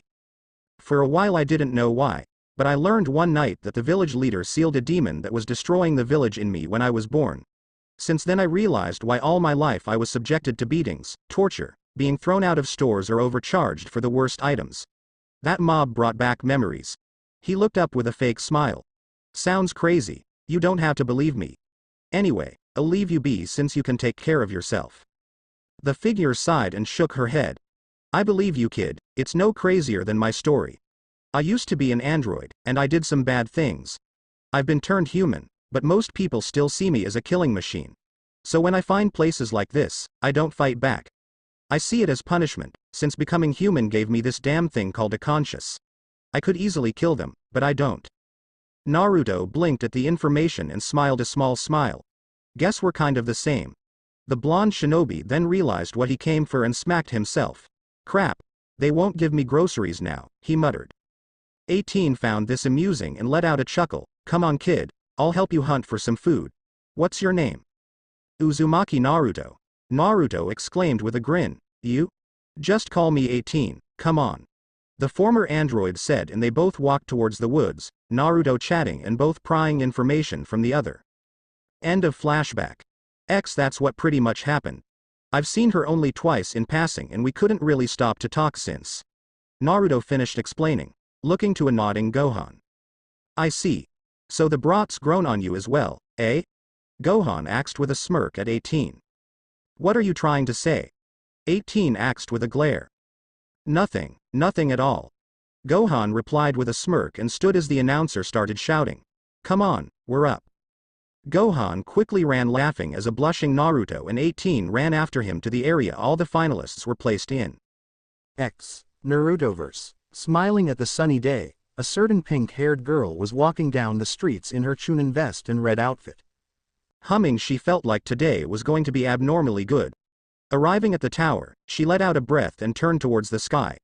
When suddenly a screech and a crack erupted across the area. Blinking and crouching in an alert stance, Sakura turned to look at the sky and gasped as she saw another world. Like some upside-down universe. It seemed to be an arena of some sort with a stadium full of people. It was sort of like a T versus broadcast. Turning, she dashed into the tower and straight to the Hokage's office. Slamming open the door, she was surprised to see Team 8, Team Guy and Team 10 all standing around the Hokage's desk along with Kakashi and Jiraiya. What's going on? The Scarecrow Junin blinked and motioned for his student to come over. As she approached, she saw they were all looking into the crystal ball from the third. On it was a better image of what was in the sky. What's going on? Why is everyone here and what is that? The Hokage looked up at her apprentice and answered. Well, I was handing out missions when the sky erupted and suddenly my crystal suddenly started going off. Now shut up and let's see what this is. Sakura immediately clammed up and looked to the crystal as was everyone else. XDBZ verse. In the middle of the ring stood the announcer with his microphone, looking slightly older but not by much. He smiled to the crowd and waved to all of them before shouting into his micro. Hello one and all, and welcome to the 12th Annual World Martial Arts Tournament. Today we have some amazing fighters, all going for the prize money and a chance to fight our world champion, Mr. Satan himself, Hercule. At that the crowd went wild and the announcer made the motion for quiet, which didn't come for a few moments. When it finally did, he started again. Now, we have a machine that has randomized the names of our contestants. The first match shall be a Naruto Uzumaki vs. 17. Would you please come to the ring now? Naruto verse. Did it just say? Asked the Toad Sanin himself with shock and saw his expression mirrored by everyone else. I think it did, Kakashi muttered. Look, there he is, yelled Sakura, pointing to one of the figures the camera closed up on as if directed by their thoughts. It showed straight onto the smiling face of Naruto, whiskers and all. He has fox ears. What has that Gaki done and what is this? Where are they? Tsunade asks. I have no idea, Haim, but all we can do is watch. Maybe we'll get some clues. If all else fails, we can launch ourselves into the sky at that crack. He joked. XDBZ verse. Naruto stood in the middle of the ring with a smile, facing a man that looked oddly like a cowboy, including hat. It was kind of creepy. Shrugging, Naruto settled into a fighting stance as the cowboy tipped his hat. Howdy partner. Ready for a tussle? He asked in a southern drawl. He would have continued the act if not for a cup nailing the back of his head in a scream. 18 stood and shouted. Stop acting like an idiot. Killjoy. 17 muttered and looked to Naruto and shrugged. Sisters, what can you do? You 18's brother? Naruto asked with surprise. Yup. You know her. Yeah, we've met. Anyway, how about we give the audience a good show? Sounds about right. 17 said with a smirk. Both of them looked to the announcer who nodded and shouted. Match start. As soon as that was called, 17 flew forward and launched a punch at the blonde's head. Naruto moved backward slightly and caught the arm, turning and using the momentum of 17 to slam the black-haired teen into the ground. The former android caught himself by using his free hand to touch down and do a handspring back away from Naruto. Naruto, not giving him a chance to recover, flipped forward and delivered an axe kick down onto 17's head. The former android winced and jumped away, rubbing his head. "All right, no more playing around, kiddo." Naruto gulped and looked slightly nervous when 17 seemed to blur out of existence and appear right in front of him. Only quick reflexes saved his face from being punched through. Bending backward into a handstand, Naruto flipped his feet up and caught 17 in the jaw. To his surprise, the former android took it and grabbed onto him, spinning and slamming him into the ground. Wincing at that, Naruto pushed himself up to get kicked in the back and sent rolling forward, his nose bleeding slightly. Growling, he put his hands into his favorite seal. Kage Bushin no Jutsu. At that battle cry, 8 Narutos surrounded 17, who looked surprised when one came in and slammed a punch into his face. Not letting 17 figure out the trick to his clones, Naruto had them continue the assault, forcing 17 on the defense while the blonde vanished in a burst of speed and appeared right in front of 17 with a ball of swirling chakra in his hand. Rasengan. With that, he nailed 17 and sent him careening out of the ring. 17's cloths were ripped. Naruto almost skipped off the platform, landing next to Sasuke and 18 with a cheesy fox grin. "Did you see that? I was awesome, admit it." Sasuke simply rolled his eyes. "You got lucky, Dobi. Let me show you how a real fighter does it." Naruto sent a heated glare at the boy before blinking as a hand ruffled his head between his ears. Looking up, he saw a smiling 18 and couldn't help but smile back. Something about sharing the same kind of past made Naruto feel a bond with the former android. Quietly, she let out a "you did good, kid," before walking past with Sasuke. Naruto turned and watched them walk off, shaking his head and sitting down on the ground. Something told him this was going to be good, but at the same time he was getting a sinking feeling. It turned out the sinking feeling was the one proved right, as when the two went to face off, Sasuke suddenly dropped to the ground clutching his seal. Looking in surprise, Naruto was about to rush forward when a screeching noise erupted, and on the stage, right next to the crowd, came out someone Naruto was hoping never to see again. Sasuke stared down the blonde-haired female before him easily and took his usual taijutsu stance, ready to go toe-to-toe with her, when suddenly, something happened and it felt like a kunai was being grated against his neck. Falling to his knees, the boy looked around and saw the cause of it appear at the edge of the stage. Orochimaru and his henchman Kabuto. Before, Sasuke would have been going with this man. That was before his current sensei beat some sense into him. Orochimaru might have offered easy power, but it was nothing like he had when he worked for his current strength. Standing, the raven-haired teen stared down the Sannin with hatred, knowing that because of this man, he almost gave up everything. Feeling someone next to him, Sasuke turned to see a seething Naruto glaring at Orochimaru as well. Suddenly 2 more presences were felt and Vegeta and Gohan were there. Blinking in surprise, Sasuke rose an eyebrow at them all when Naruto spoke up from his side. "This is not only your fight, Sasuke. We all want a piece of this bastard." Sasuke blinked and felt something strange. A weird feeling like this was all right. Grinning openly, Sasuke turned to the snake Sannin and leveled a smirk at him. "You're outnumbered and outclassed. It's time you died, Orochimaru." Then the oddest thing happened. The snake laughed. Evil and drawn out. "That's where you're wrong, Sasuke. I believe it is I who outclass you." Suddenly the sky tinted red, and another hole opened up. Everyone, even the crowd who thought this was all some publicity stunt, looked up and saw what, to the Z warriors, was a horrifying sight. A group of the most evil men they had ever faced descended down towards Tem to land next to the Sannin, but some things had changed. Cell, oddly enough, had 2 tails, and instead of being green and gray, like previously, he was red and black. Seemed to have added limbs, now having 4 legs and arms, and a smirking Frieza stood there, glowing purple with power. Vegeta summed up what the other 4 were thinking pretty clearly with only 2 words. "Oh, censored." Naruto versus everyone crowding around the crystal were simply sitting there in shock at what was happening. Somehow their number 1 enemy had crossed over and somehow had his own team of people who just seemed outright freaky. Everyone turned to look to the Hokage, who had somehow managed to grab a bottle of sake and had downed half of it. Wiping her sleeve on her mouth, she looked at everyone. Alright, we got to get over there somehow. I'm making this a priority 1 mission. Everyone team up and find some way up there. Seeing a chorus of agreements, Tsunade herself jumped out the window and headed towards the top of the tower, intent on jumping to see if she could make it through. Jiraiya and Kakashi walked out at an easy pace, with an excited-looking Lee and an exasperated Tenten following them. Jiraiya simply looked back and said, "You kids may want to glue yourselves to the ground for this." The 2 teens looked at each other with a shrug before doing as they were told. 2 seconds later the ground was now a giant toad's head. The frog looked none too happy either. "Jiraiya, why have you called me here now?" "We got to help the Gaki. He somehow found trouble in a whole different universe this time," Jiraiya shouted, to which the frog nodded and did the obvious thing, jumped towards the crack in the sky with the 2 from Team 9 on his back, screaming, Kakashi, reading his book and looking bored, and Jiraiya laughing. As soon as the toad hit the crack, a puff of smoke resounded everywhere and with a screech, the crack was gone, leaving everyone else out.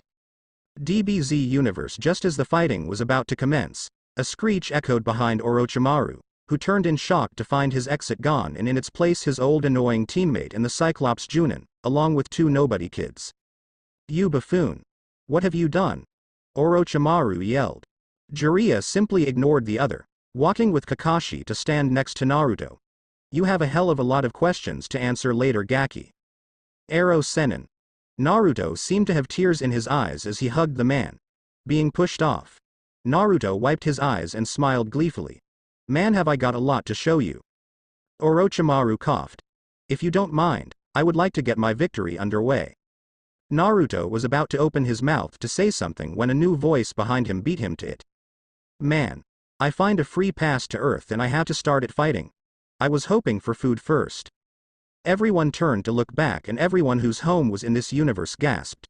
The evil ones in shock and anger, and the Z-fighters in shock. Everyone but Vegeta, who simply glared in boredom. Gohan breathed out a word that identified the man in one go. Dad. Dragon Ball Z Universe. The whole stadium was silent as the normal citizens watched in excitement. To them, this was an elaborate show between matches, and it was fun to watch. That, however, was far from the truth.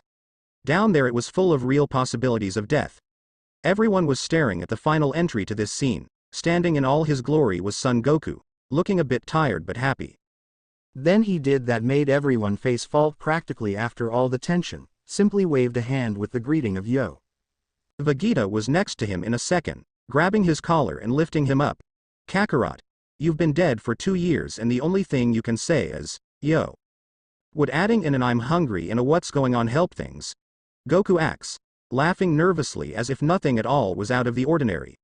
Of course it was every day that enhanced versions of the most evil people ever to live always came to play. Cell, for one, was getting angry at being ignored. So, being the deviously evil villain, he raised his hand, palm straight up. Everyone turned to see the glowing ball of crackling red and black energy before it separated in 1,000 little beams. Every person in the stadium, excluding the people on the stage, was struck through the chest or head, leaving most dead or close to it. Smirking at the looks of shock and hatred, Cell let out. "Now if we're done talking, can we get back to the matters at hand?" Naruto broke off his shock easily and was glaring daggers at Cell. "You bastards, those were innocent people." Before even a restraining hand could move, the foxy blonde had vanished in a blur of speed and shot a punch straight at Cell. The now red alien grabbed his hand with ease and boredom written on his face and turned his hand sideways. Where normally that would have brought a sickening snap, it now brought a surprised yelp as Naruto turned with the motion, bringing his foot to nail Cell in the face and send him skidding back a bit. The blonde growled, "Don't underestimate me." The red alien stood and grinned darkly. "Well, lil kitsune brat. Let's see how long you last before you bore me." Naruto's only retort was to settle in a loose stance. Taking that as an invitation, Cell shot forward, crouching right in front of the blonde with incredible speed and launching an uppercut, nailing the blonde high into the sky. The blonde flipped in midair, and unlike how he used to simply do and correct his flight path to land on his feet, he stopped altogether and wiped his mouth. Cell shot up and threw a right hook towards the blonde's face, which was blocked with an open palm. Soon the pair's blows blended into a blur, with Cell toying around with the blonde and Naruto blocking to the best of his ability. Naruto universe. After the crack in the sky closed, everyone reluctantly went back into the Hokage's office. Tsunade was the first in there, and after a few minutes, the original group, minus Tenten, Lee, Jiraiya, and Kakashi. Now everyone was looking on in open shock at what was happening before their eyes. First this. Whatever it was. It looked close enough to a demon, so they decided that's what they would call it. This demon killed all the audience with some kind of seal-less jutsu. To have something that powerful, it was scary. What was even more surprising, or stupid to most people, was that then their idiotic blonde charged the demon. After getting some respectable hits, they were now in the skies somehow fighting. Everyone was staring in open surprise at how fast they were going before Guy grinned brightly. I always knew young Naruto-kun was youthful, but to be able to fight in the air, that is truly the epitome of youthfulness. Guy was about to shout to his Minmi, when he remembered the other spandex-wearing shinobi was out of their universe now. Looking into the crystal, Guy saw that now, since Naruto started the whole thing up, everyone was fighting. Unfortunately Tenten was knocked out already, apparently by Kabuto, since now Lee was taking on the white-haired enemy medic as Kakashi and Jiraiya double-teamed the snake Sannin. The white-haired old man with multiple limbs was holding off a blonde-haired woman they hadn't seen appear in Sasuke. The small white being glowing purple was fighting the tall black-haired man and the teenager around Naruto's age, while the one who had appeared last seemed to be having slight problems even moving. All of these fights, save the ones between the shinobi, were much out of their league. Even Naruto seemed 20 times better than he had previously been. Everyone acknowledged that fact, and everyone stood in agreed silence, silently praying their friends and loved ones got out safe. XDBZ universe with Frieza as Vegeta ducked another annoyingly fact kick from Frieza. He glared over at the last scion not fighting. Kakarot. What the hell are you doing? Help us finish this thing off already. Suddenly a foot to his face sent him careening into a wall, making a rather large-sized crater. Goku stood there, grabbing his knees and sweating. I'm trying. For some reason, my energy feels like it's being sapped from me. Goku panted out and took a staggering step toward Gohan and Frieza. Oh, that would be our doing. Foolish monkey. We knew you would follow us, so we made it that everyone coming out after us would have close to no energy.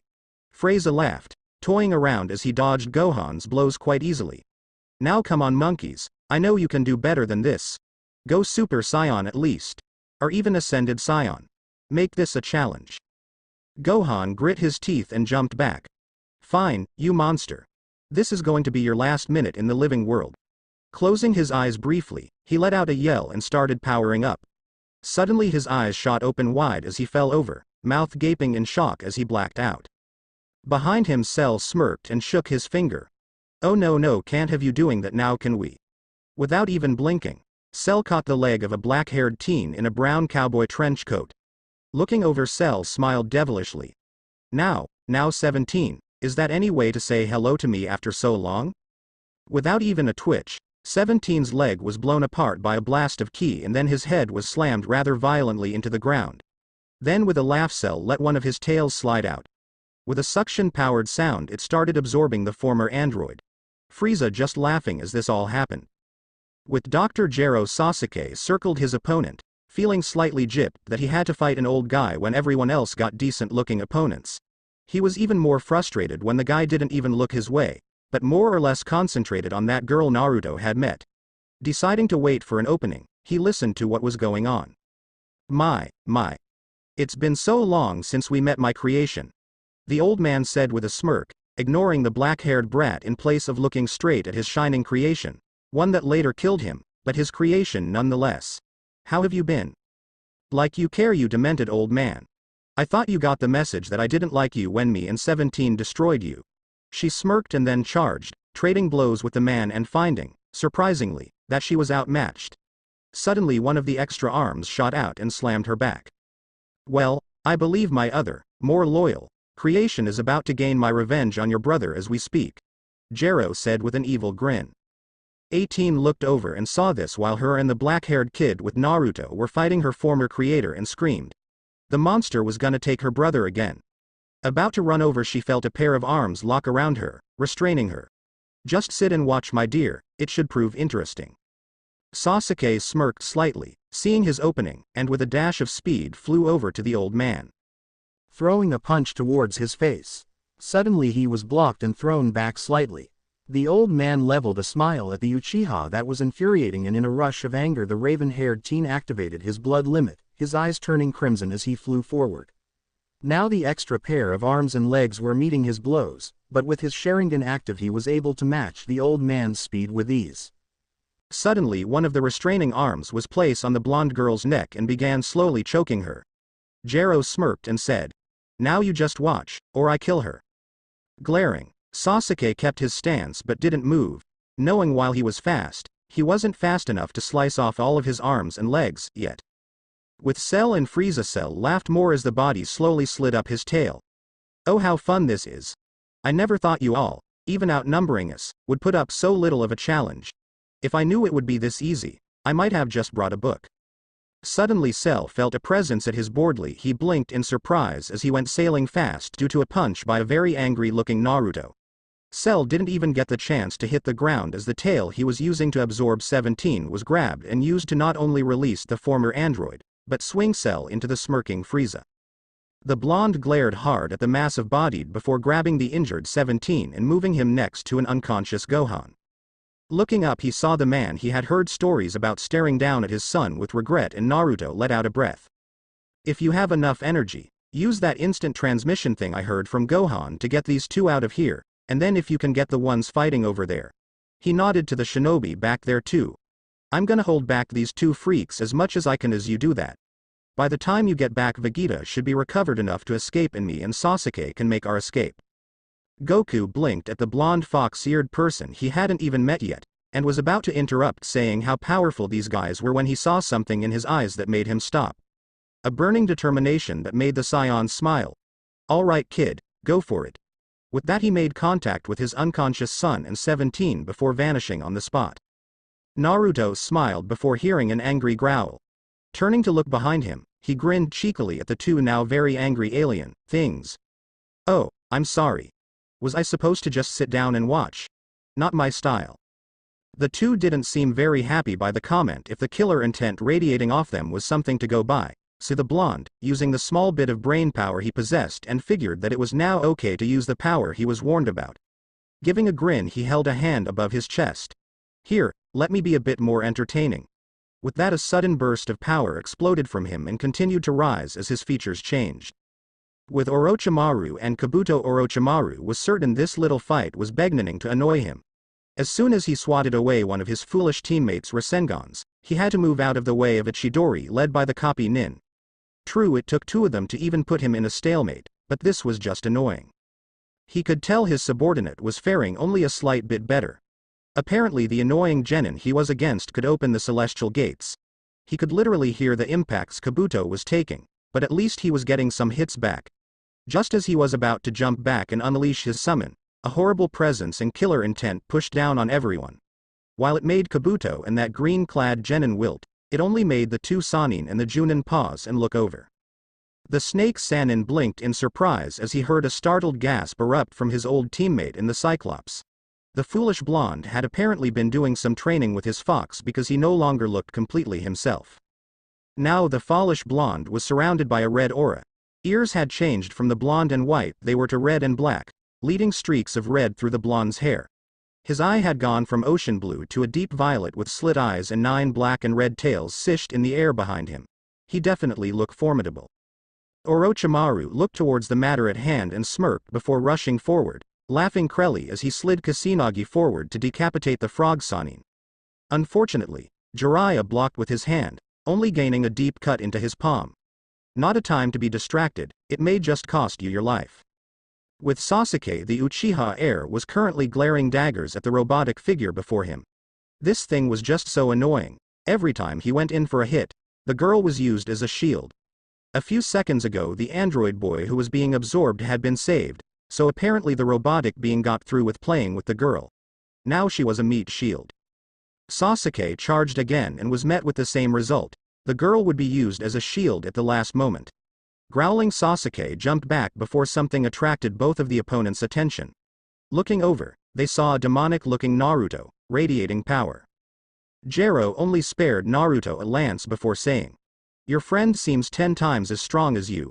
I kind of feel sad that the stronger opponent is over there. Being called weak, that was not something you should do on principle to Uchiha Sasuke. With that sentence, the Uchiha glared and put a hand where the inactive cursed seal was. With a teeth-grinding jolt he tapped into the power and felt the rush as he felt the energy flow into him. Before Jiro's eyes, Sasuke transformed. From his back, 2 pairs of black-looking raven wings sprouted as his Sharingan went from crimson blood red to a bright glowing cyan. The Uchiha smirked slightly before vanishing. Jiro barely caught sight of the teen with his sensors, and without a thought threw Tae-girl at him. Sasuke grabbed the girl and set her down before vanishing again, reappearing to kick the android hard and sending him sailing. With Naruto smirked as he looked down at his own hands. This power, it felt good. Looking up at his opponents, he saw they still didn't hold him in the least bit of danger. His smirk turned positively evil. They would regret that. Just as he was about to lunge forward though, his prey was sent crashing to the side. A frown developed and he turned, seeing Sasuke right next to him, looking very different as well. Nodding to the other boy, they both communicated silently that this was now their battle and they were going to finish these fools easily. Suddenly a spike of ki blast from the side and Naruto turned, deflecting the blast with slight effort. In that second, Cell and Frieza had closed in on him, and now he was backing up, defending himself against both of their rapid blows. Frowning he flipped backwards and crouched. Watching his opponents, he recognized the series of moves as Cell went for a kick to his face while Frieza was about to pull his legs out from under him with a sweeping tail. Seeing his opening, Naruto dove between the two and rolled, coming out standing and turning. The two were already turned, like they were still playing with him. That's when he realized they were. Naruto glared slightly and was about to rush forward, when a beam passed through his chest, close to his heart. His eyes open wide in shock, he staggered back as Frieza said in a mock sad voice. Just missed his heart, damn. Cell smirked and replied. Don't worry, I'll get him from the waist up. With that the red and black monster started going through the hand motions for Goku's favorite attack. Last words? Naruto smirked and said. Yeah, censored you. Cell glared and thrust his hands out. Kamehameha. Naruto moved fast, though the new wound was seriously irritating, it was healing somewhat already. He was about to try something he hadn't yet. Merging ki and chakra for one attack. Watching the blue beam head straight for him, Naruto charged it and held out his right hand. Focusing his ki and chakra in unison into the spiraling vertex that was the Rasengan. The result was an orb bigger than the blonde's head of swirling blue chakra, with twin streams of golden ki flowing around the top like an X as the ki wave and spiraling vortex met. The new Rasengan did something unexpected and formed a tornado, absorbing the blast and using it to swirl faster, almost out of Naruto's control. Sweating hard to keep the control he had, Naruto arced to Cell and Frieza and as he got right on them, he sidestepped right between them and smirked, slamming the blast down into the ground. The resulting explosion shook the surrounding city. With Sasuke as Naruto was separated from him, Sasuke turned to his opponent when to his surprise, the old man split literally in two. Jiro laughed at the slightly surprised expression and then said, I'm going to treat you to 60% power. With that both Jiros vanished, and if it wasn't for Sasuke's Sharingan, he would have been out of the fight from the start. It pissed Sasuke off that the whole time before, he had been toyed with. Now fending off two people at once, Sasuke was hard-pressed to do anything but defend. Finally he saw an opening and with a single movement, stepped forward, his sword arcing out of its sheath in a move faster than many of his punches. Suddenly one of the Jiros was on one leg, the other now on the ground sparking. Keeping his face expressionless, Sasuke felt himself being driven back more and more until he was against the wall. Blinking in surprise he tried to step to the side when a fist slammed into his face. Feeling himself spiraling through the air, he used that and doing something that would make the #1 most unpredictable ninja proud, used his flying to incorporate something of the Inuzuka's Tsuga, except with his he had electric chakra pouring from as many tenketsu as he could control. The look on Jiro's face was priceless when the spiraling Sasuke barreled into him. Flipping back from his barrage, Sasuke panted and fell to one knee, releasing the taxing form he had on before. As he hit the ground on one knee, he felt an explosion erupt and then himself flung through the air. Crashing into the wall, Sasuke cracked his eyes open to see where the arena had once been, was nothing more than a giant crater. Suddenly the Goku guy was in front of him and pulling him free of the wall before grabbing a few others. There was Jiraiya, Tenten, Lee, and his own sensei Kakashi. Suddenly the feeling of being absolutely weightless occurred and Sasuke was being set down on top of the lookout. Wow, déjà vu. As the Saiyan was about to turn away, Sasuke reached up and grabbed his arm weakly, feeling absolutely drained. Naruto? On my way to get him. Goku replied. Sasuke nodded as much as he could before darkness claimed him. Goku looked at Hai for a moment before smirking and then vanishing once more. As he arrived, he looked around at the destruction that one move had made. He spotted the kid in the direct center of the crater and grabbed him quickly. He floated up higher and saw the beaten forms of Cell and Frieza missing an arm and Cell regenerating his right side. As he was about to leave, Cell's voice interrupted him. Goku, I've decided to hold another tournament.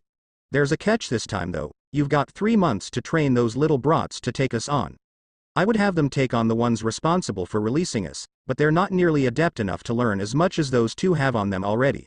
So instead the ones here today will be fighting each other. So to be fair, they have 4 on 2, while we have 3 on 2. Goku raised a skeptical eyebrow. If we refuse, then we simply go on a rampage this very moment and kill any living thing we see, before destroying this planet itself. Goku bit his lip. Under normal circumstances, he would have said never, but now he didn't have much of a choice. He was too weak to do anything at the moment. Fine, 3 months. I'll send a message Goku, on the time and place. Oh, and good luck. With that he laughed evilly as Goku nearly vanished with Naruto. As they arrived at the lookout, Goku looked down at all of the unconscious people inside. Kami help us. To shred and he sported a nasty bruise, but nothing too bad as he flipped, hovering in the air. Unfortunately his foot hit the ground and the referee called it ring out. 17 looked surprised but not angry. Ah, that's not cool. Turning to Naruto he pointed and said. We better get a rematch outside of all these rules. We were both holding back too much. Naruto laughed and gave him a thumb up before going back to join the others. Thanks.